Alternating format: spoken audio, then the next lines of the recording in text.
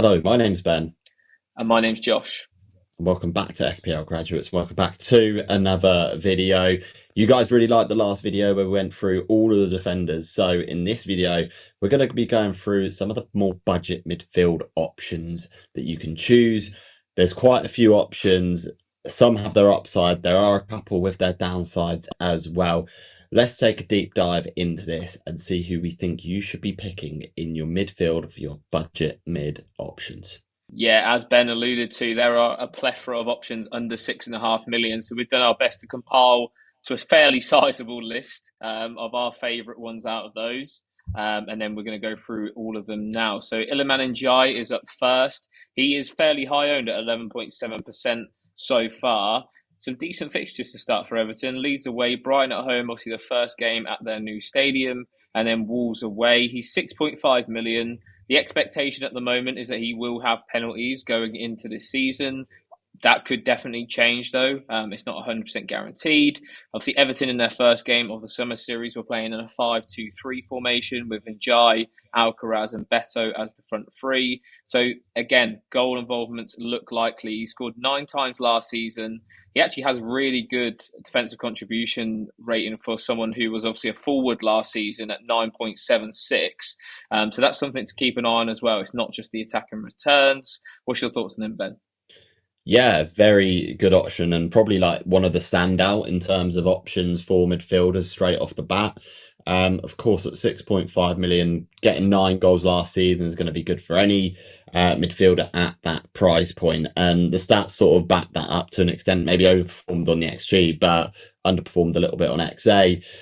So yeah, with the positioning of Ndiaye in the team, I think he's going to be a fantastic option and really not got too much bad to say at the moment. Of course, if he loses the penalties, then there is a huge sort of appeal drop off because that's one of the main things people are wanting to pick him.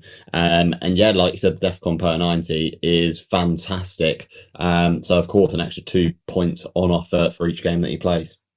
So next up, we're going to another Everton midfielder, and for 1 million less, you can get Charlie Alcaraz of Everton. As Josh alluded to, he was a part of that front three that Everton played in pre-season. Of course, not a great data size in terms of minutes played last season, but did get 2 goals and 3 assists, which is really decent considering the number of minutes that he played. Of course, he's going to be much more prone to rotation, especially if Everton are recruiting in that left winger position. We've seen Jack Grealish being linked in recent days. We'll have to just wait and see because, of course, it is all rumours. The contributions defensively per 90, not too bad either. So at 5.5 million could be a decent budget option. Josh, what are your thoughts on Charlie Alcaraz? Yeah, I really like Alcaraz at the minute. Obviously, like Ben alluded to, if Everton sign players in the window, it would definitely devalue not just him, but also Njai's value. But as it stands at the time recording, they haven't signed anyone. So these two guys are looking pretty good for game week 1. Obviously, the fixtures for me are really nice for Everton. I think both of these guys are great picks off the bat. Alcaraz is actually in my team at the minute, just at that 5.5 price tag. I think he is worth it. Like, he can be quite explosive. We saw at the back end of last season, 3 of those returns came in the last 4 games of last season, and he has already scored in pre-season as well. So he's a man in form, I think, and yeah, I'm really excited to see how he gets on. Hopefully, he gets more minutes. Obviously, he has just signed himself permanently to Everton this summer, and it's no guarantee that Everton are always going to play that 5-2-3-1. They could revert back to that 4-2-3-1 that they were playing last year. So yeah, I think there's the versatility for him as well is really good in terms of his minutes potential. So yeah, we'll have to wait and see, but I really like Alcaraz. Okay, then so moving to the Brighton midfielders. Now there's 3 of them on our list here. We're going to go through all of them. Starting off with Mitoma, who's the most expensive at 6.5 million. Mitoma seems like he's been in FPL for ages. Like, he's just been knocking around. He always becomes an option at some point throughout the season. 15 goal involvements last year. I definitely didn't think he had that many when I was, putting the stats together. So yeah, sort of going under the radar a little bit. Obviously, DEFCON, you're not really going to get anywhere near the level you need. Obviously, midfielders need 12 contributions to get the extra 2 points. So yeah, that's obviously off the table with Mitoma, but obviously he does offer you a lot more attacking threat than some of the DEFCON midfielders that you'd have. What's your thoughts on him, Ben? Obviously, that is pretty decent returns considering he doesn't have penalties. Yeah, it's a decent return and definitely one that's going under the radar. And I think Brighton as a team maybe are going a little bit under the radar as well. They haven't sort of made, too many marquee signings, but the signings they've made have been decent and they're quietly going about their business. And I think Matoma is what you get on a tin. You'll get exactly the XG and the XA that you expect from him, and you'll get the same amount of returns from the expected goal involvement. So, yeah, you know exactly what you're getting with Matoma. Some elements last season of being a minute's risk, but I think that's sort of lessened now. João Pedro has gone. So at 6.5 million, definitely a decent option as well. Okay, so next up we've got Yakuba Minter from Brighton as well. Of course, not as many minutes as Mitoma last season. I expect the minutes to increase for him this season, though. 6 goals and 5 assists is also a decent return. Brighton score quite a few goals, and they do spread the goals around the team as well, which is useful to know. The DEFCON points, there is a potential there for him to sort of get the DEFCON points. 8.21 isn't bad. So you're thinking, one in every 3 games that he plays, you're expecting some sort of return in terms of a couple of defensive contributions, which is decent. I think Minter at 6 million, maybe sort of sits at an awkward point. With Mitoma only being 0.5 more, and you're sort of guaranteeing more minutes and returns. Josh, you have the same opinion that potentially it is worth paying that 0.5 extra? Yeah, 100%. I think when you look at the goal involvement that we just showed for Mitoma, I think Minte doesn't really cut it. I would try and find that 0.5 if I was looking at Minte as an option. I do think his minutes will increase. Obviously, now that Simon Adingra has also gone to Sunderland, it's sort of they're not exactly lacking options, but there's definitely less options in that Brighton wing positions. I would expect game week 1 to see Mitoma on the left and Minte on the right. So it's just basically what you feel. Obviously, Defcon is more likely. I wouldn't say it's very likely though. 8.21 is still significantly less than the 12 needed. So I think everything points in favour of spending the extra bit of money. Okay, then on to the final Brighton midfielder. Then it is Jorginho Ruta up next. £6 million, the same as Minte, but only the 0.5% ownership as it stands. Obviously, last season he sort of played a bit part role due to injuries and a little bit of rotation as well with João Pedro. What I'd expect to happen now is that for him to have that sort of 10-second striker role locked down, just in behind Danny Welbeck, who obviously also is another great option that we'll be talking about in our forwards video to come out very, very soon. Fulham at home, Everton away. Like we've mentioned, the fixtures are pretty decent for Brighton. I wouldn't be too put off with those opening 3. What's your thoughts, Ben? You owned Ruta last season. It just felt like he maybe got unlucky in parts last season. Do you reckon that will improve this year? Yeah, actually, I think I owned him for a few game weeks last season and felt very unlucky not to come away with a lot of returns. So I do think last season was maybe a bit unlucky for Ruta. And the fact that João Pedro's left excites me massively as an FPL manager, because in that secondary striker role, Ruta has proven at points, and albeit he didn't have many points last season where he was able to play that second striker role, he was very good and he's very technically gifted. I do think this is one that will go under the radar. Of course, from owning him a couple of weeks, you keep an eye on him a little bit more, and I do think there's potential there for him to, at best double that output, which could then be fantastic value at 6 million. Okay, so next up we've got Moises Caicedo of Chelsea. Now this man should be guaranteed, pending any yellow cards that he gets, to get 4 points per game at a minimum, which is pretty good. You almost sort of guaranteeing yourself maybe an assist or more each game from Caicedo from DEFCON points, which 12.25 per game is pretty ridiculous at 5.5 million. Of course, if you add in maybe sort of 5 goal contributions per season, which is what he got last year, you're looking at a fairly decent option at 5.5 million, especially in a Chelsea team that's going to be pushing towards the top of the table. You'd like to think that Caicedo will play a big part in that. Lots of minutes last season, a couple of goal contributions, and the defensive contributions, which look fantastic, Josh, at 5.5 million looks to be a pretty good deal. Yeah, I don't mind it. It's obviously one of those floor picks like we were alluding to in the defender video, like Joachim Anderson, for example. Like you say, 4 points most weeks, you'd imagine. The only thing that puts me off with these kind of midfielders, with the DEFCON points midfielders, we'll call them, is that most of them will pick up 10 plus yellow cards in a season. So in those games where you're expecting 4 points, chances are he might come away with three. And obviously, Caicedo's not scared of picking up bookings, let's be honest. So yeah, that's the only thing that I think would pull me away from these, especially when at a 5-5, like I personally would rather chase the more explosive picks like Alcaraz, like we discussed. Obviously, he carries high goal threat. So for me, I can't see myself having a guy like this, like Caicedo, in my team, unless you're going to want them for the long term. But I can see the appeal, like for that level of consistency. You know what you're going to get pretty much week in, week out. All right, then. So we're on to our second Chelsea midfielder, and it is Enzo Fernandez, coming at £6.5 million this year. That is a £1.5 million increase on his price from last season, where a lot of managers had him as their fifth midfielder, sort of coming in and out for certain game weeks. Obviously, the fixtures, the opening six for Chelsea are literally the best in the Premier League. So a really nice run to start the season. Last season, he picked up 14 goal contributions, which is really good.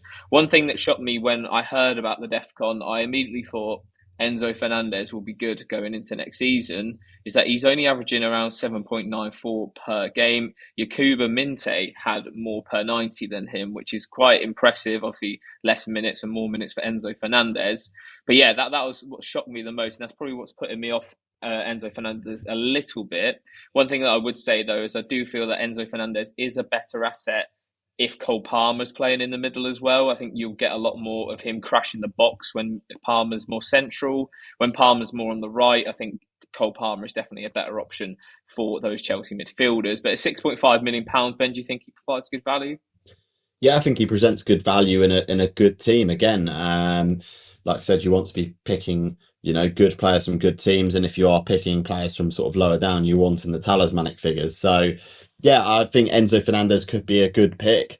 Whether he's the best option, I'm just not sure. Which is, why we're probably both a little bit hesitant on saying yes, absolutely go for it. But I do think there is potential for him to improve on that goal and assist tally, and then all of a sudden, if he does that, he makes himself a worthwhile investment. Okay, so next up, we've got another player who I owned for a couple of game weeks last year. It's Yuri Tielemans of Aston Villa. Priced at just 6 million. I would have thought that maybe he would have been zero point 0.5 more, but of course, with 11 goal contributions, def per 90 of 9.37. Again, like not bad value at all. Would expect him to play most minutes and was pretty much, ever present for Aston Villa last season. Yeah, I think he is a decent option. I don't think he's going to be a season keeper option for sure. But at certain points of the season, he is definitely going to be worthwhile looking at. Josh, what's your thoughts on Yuri Tielemans? Is 6 million the right price point for him? And does he present decent value as well? Yeah, I think he does, to be fair. I think 6 million is a good price for him. If he was 6.5, I feel like that might be a bit too expensive for managers to go for. The thing you get with Tielemans is guarantee of minutes. Obviously, 3,000 minutes last season. That means he's only missed a couple of games, which is really, really nice. He's on penalties, we think, as it stands. Obviously, he's probably the primary penalty taker, although it does get sort of rotated about a bit at Villa. So just be cautious if you're picking him on that point alone. Obviously, the DEFCON is really, really good for a more attacking midfielder than the likes of Caicedo, for example. Again, Tielemans does pick up his card, so just be cautious again if you're picking him on that. But I think you can do worse than Tielemans. I wouldn't say he's one of my favourites, but yeah, he's a decent, I'd say, 7 out of 10 pick.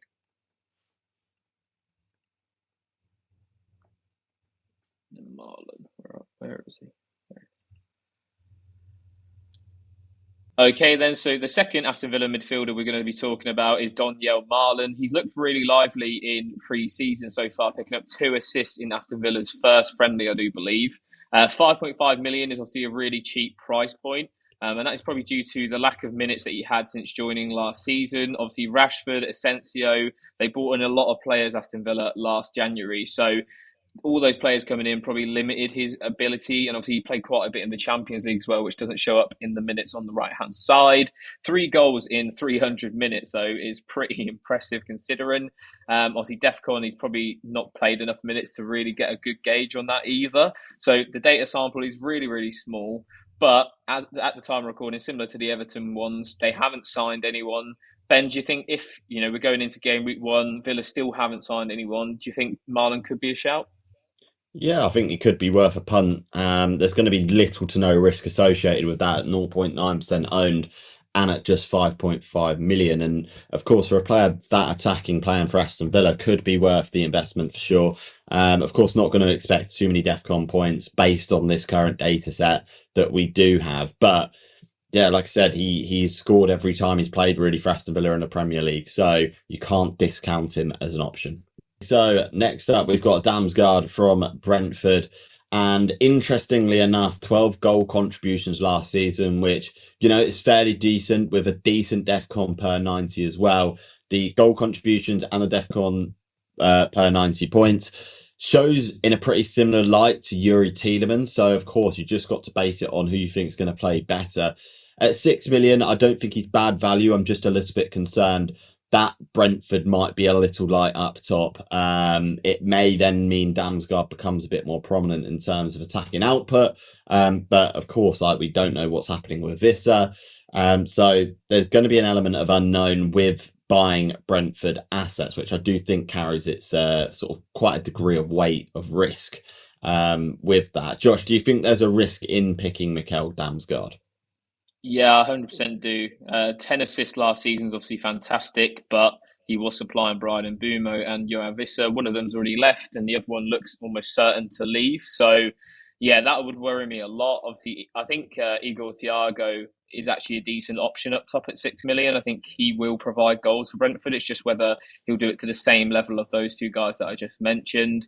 I think another thing that would put me off Damsgaard is the lack of goal threat. Only the 2.91 XG last season. You want your midfielders to score goals because they get more points to be playing in simple. So, yeah, I think those two things combined with the fact that, like you say, Brentford obviously it's an unknown quantity going into this season. New manager, new players. We're really unsure on how they're going to get going.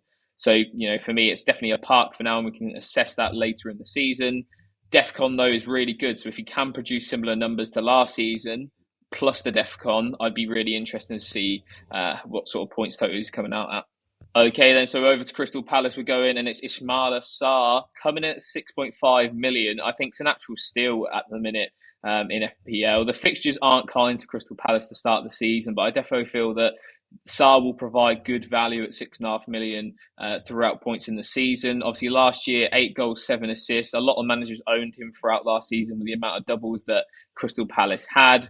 Quite a big underperformance on his XG, and for an XA to be similar to the amount of assists that you're getting, that feels like an underperformance as well, because usually players overperform in that metric as well. So for me, I think Sarr could have a big year. I think Palace looks really good towards the end of last season. Obviously, if Eze goes, it'll be interesting to see what effect that would have on Sarr, whether he becomes more talismanic or not. But yeah, I quite like the pick. Obviously, just not from game week 1 would be my suggestion. What's your thoughts on him, Ben? Yeah, I think from game week 1, it's going to be difficult to justify, playing your Palace players. And Ismaila Sarr is no different. It's a tough opening few fixtures for him. But throughout the season, I have no doubt that Ismaila Sarr is going to be much more owned than the 2% that he currently is. He is a decent player. He's going to hopefully become more talismanic for Crystal Palace as the season goes on. So I do think he's going to be a good option. It wouldn't surprise me if he got, between 15 and 20 goal contributions this year. Okay, so next up we've got Reinders from Manchester City at 5.5 million, a new signing in this Manchester City team. He does really intrigue me. Of course, 10 goals and 4 assists in Serie A last season is very good, albeit he overperformed his stats just a little bit. The reason why he intrigues me is because of the low price point and playing for Manchester City. Of course, there's an element of risk of rotation, etc. But in the middle of the park, I do feel like Manchester City do have somewhat limited options in that position. Of course, you've got Rodri, but other than that, I think Reinders comes in maybe second or third in terms of the sort of playing on the pitch for Manchester City in the centre of the park. So if he does get the minutes, I think he's going to be a really good value option for FPL managers. Josh, what's your thoughts? Are you as keen on Reinders? Probably not, just because of the minutes. Plain and simple, really. You got Kovacic there, you got Bernardo Silva there that would probably both play quite a similar role to what he plays. Obviously, maybe not to as good of effect that he had played. Well, how he could play next to Rodri. I think Rodri would be an interesting one as well. He's not on our list, but he actually performs really well for DEFCON. And obviously, the season just gone, well, not just gone, the season before that, he picked up quite a few attack and returns too. But he is at 6.5 million, which with the minutes that he's not got so far in pre-season and in the Club World Cup, I think that's too much of a risk. Reinders, obviously, a million cheaper. I can understand why you'd be interested because you feel like he would play a substantial amount of minutes with the amount of money that they spent. But it is Man City at the end of the day. And I can't guess Pep Roulette at the best of times, let alone on a defensive midfielder. So, yeah, it'll be interesting to see if he can replicate the goal involvements. I think DEFCON-wise, he might do okay as well if he's playing next to Rodri. We'll just have to wait and see. Okay, then to Nottingham Forest, then we go, and Callum Hudson-Odoi is up next. £6 million this season, a slight price increase on him after Nottingham Forest really, really good season. The fixtures for Forest are really good to start the season. Brentford at home, Palace away, West Ham at home. You've seen worse runs out of the assets that we've gone through so far.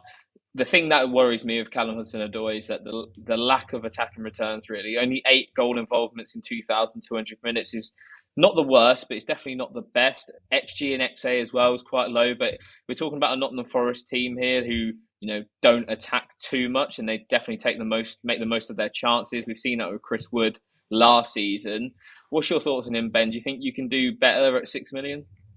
Yeah, I definitely think you can do better at 6 million. 8 goals and assists last season in the Premier League is, you just want that little bit more from a £6 million midfielder. You want to be pushing sort of 10 and above in terms of goal involvement. So unfortunately, not one that I'm going to be looking at. The DEFCON per 90 is not high either, so he doesn't have that either going for him. Not sure how Nottingham Forest are going to get on this season as well. There's an element of doubt about whether they're going to perform to the same level again. I really doubt that they do perform to that same level. So yeah, unfortunately not one that I've sort of looked at myself as an option. Okay, so again, onto another Nottingham Forest midfielder for 0.5 million cheaper than Callum Hudson-Odoi. You can get Elliot Anderson, who got this, pretty much the same amount of goal involvement as Callum Hudson-Odoi last season, albeit maybe sort of overperformed a little bit, but the DEFCON per 90 is where we're looking at. Again, the floor could be 3/4 points.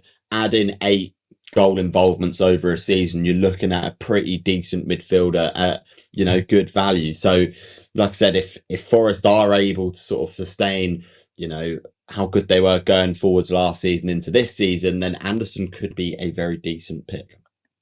Yeah, I'm much more a fan of Anderson than maybe someone like Caicedo personally. First of all, he carries more attacking threat, particularly through his assists. 6 assists last season was good. Obviously, his DEFCON is also really, really nice. You'd expect him to get that most weeks currently in that Forest midfield. Obviously, they're a lot more defensive as well, so you'd imagine he'd be involved in it a lot more. He does pick up his yellow cards. We know that. I wouldn't be surprised to see him get one of those every other week as well. But the main key thing with Anderson is that he is on some set pieces, indirect free kicks and corners, which is something that Caicedo obviously doesn't have. So there is definitely more routes to points than Caicedo for me. So yeah, 2.6% owned. It seems low compared to how many people in the community are picking him at the moment. Whether that's the same or higher come game week 1 deadline be interesting. But he's genuinely someone I would consider at 5.5, especially with the opening run that Nottingham Forest have. All right, then. So we're over to Spurs now, and we've got the new signing at 27% owned. It's Mohamed Kudus. Obviously, Burnley at home is super, super tempting for most managers. I feel like if that was Man City away, then Burnley at home, he probably wouldn't be as high owned going into game week 1. Obviously, last season for West Ham, it weren't a great year, to be honest. Only the 5 goals and 4 assists. Obviously, a lot of people were turning the eye at the price tag that Spurs paid due to that. But we all know that Mohamed Kudus is a fantastic player in the Premier League as well, Premier League proven. So yeah, I think he will be an interesting asset. He's not too high on my list just because I want to see him play in the system and under Thomas Frank, and it's a little bit of the unknowns that sort of concern me a bit. But he is potentially taking some set pieces, corners in particularly in pre-season. Whether that continues, we'll have to sort of monitor that over pre-season. But what's your thoughts on him, Ben? I think he's going to be a really good option this year. Of course, like you said, have been seen on corners and set pieces in pre-season. I anticipate Son, he's not in the plans of Thomas Frank for this season. And, if Frank's spending that much money on a player, then he's going to be playing him. There's no doubt about it. So what or the 27.1% of FPL managers will be hoping is that he repeats his debut season with West Ham, where he got 15 goal contributions in the Premier League, which is fairly decent and around what you'd expect for the price point. Of course, playing for a better team in Spurs going forwards, then you can expect those numbers to hopefully increase and try and push towards that 20 goal contribution mark, which, of course, it looks like a push from where he got last season, but definitely think that it's doable in a Spurs team that has a lot of attacking threat, a lot of attacking talent. I do think he can have a good season. But again, at 27% owned, there is an element of risk associated with that as well in terms of your team value if he doesn't do as well as we think. Okay, so finally, we've got Wolves' new man, John Arias, at 5.5 million. He looked to be one of the sort of standout players in the Club World Cup. Played really well, and in the games that he played, we were really impressed. We raised our eyebrows a little bit when he transferred to Wolves. Myself, I thought he could have got potentially a better move than just Wolves. So he could be a really good option in FPL. Of course, not seen too much of him at all, so can't comment too much on sort of how good of an option he could be. But at 5.5 million, again, could be a player that plays sort of quite a big role for Wolves this season. Yeah, I think a lot of managers were surprised at the 5.5 million price tag and felt it was a little bit underpriced considering his Club World Cup performance. Obviously, picked up a goal and an assist. He created the most chances as well in the Club World Cup out of all players, even more than Cole Palmer. So it was really exciting in that tournament. Obviously, Fluminense got to the semi-finals, which was great for them. So he is an interesting one. It feels like he's the sort of the Cunha replacement for Wolves, and obviously, if he's anything like Cunha, then he'll be fantastic. I think for me personally, I would rather go with Strand Larsen if I was trying to choose a Wolves attacker, just because he's going to play week in, week out. And it's likely that Strand Larsen will have penalties as well for the 0.5 more. But I do expect Arias to hit the ground running and have a good season for Wolves. Okay, so going into our top three, there's a good case to make for probably 6 or 7 of these midfielders to go in the top three, which shows there is a plethora of options available. When you first go in, we thought, hang on, there's not many options, but there are a few. I've gone Reinders at number 3. If he gets the minutes, then I think he is going to be a fantastic option this season. Of course, Josh mentioned Kovacic, Bernardo Silva. Are they going to get less minutes? Yes, because they're getting older. So we'll have to see whether Reinders does get those minutes. Ndai at number 2, of course, if Everton don't sign anyone, then he's definitely, up there in the top 3 for me, especially if he is on penalties. And Mohamed Kudus, everything just seems to fit in terms of stylistic play, the potential of goals, assists, set piece taking. If he does get all of that and it all clicks to Spurs, then he will have a nuclear season like we saw when Son first came into the Premier League. So that's what we're hoping for with Mohamed Kudus. Josh, talk us through your top 3.